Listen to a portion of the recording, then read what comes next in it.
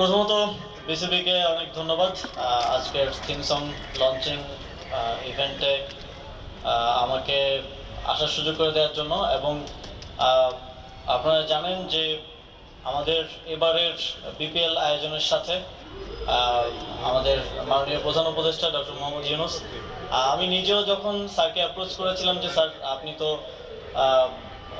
Olympic সহকারে আরো অনেক বড় বড় ইভেন্টের ডিজাইনে ইনপুট দিয়ে থাকেন, তো আমাদেরকে যদি একটু ফেসিলিটেট করেন। তো আমি তখন এতটা আশা করি নাই যে স্যার এতটা ইনভলভ হবেন পার্সোনালি, এবং স্যারের টিম সহকারে আমার থেকেও বেশি ইনভলভ ছিলেন। এবং ইভেন থিম সঙ্গেও স্যার কয়েকটা লাইন নিজে লিখে দিয়েছেন। তো স্যারকে অবশ্যই অনেক অনেক ধন্যবাদ স্যারের মূল্যবান ইনপুট দেওয়ার জন্য। এবং বিসিবি সেটাকে অনেক সিরিয়াসলি নিয়ে খুব সুন্দরভাবে সেটার বাস্তবায়নটা করেছে, সেজন্য বিসিবিকে অসংখ্য ধন্যবাদ।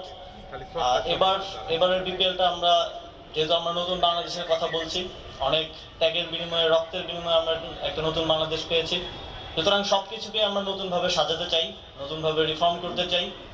এবং এবারের বিপিএল আয়োজনের মধ্য দিয়ে ক্রিকেটের যে রিফরমেশন সেইটার একেবারে যে প্রতিফলনটা দর্শকরা দেখতে পাবে এবং তারা এনজয় করবে এবং টিমগুলো ভালো পারফর্ম করবে, এটা আমার প্রত্যাশা থাকবে।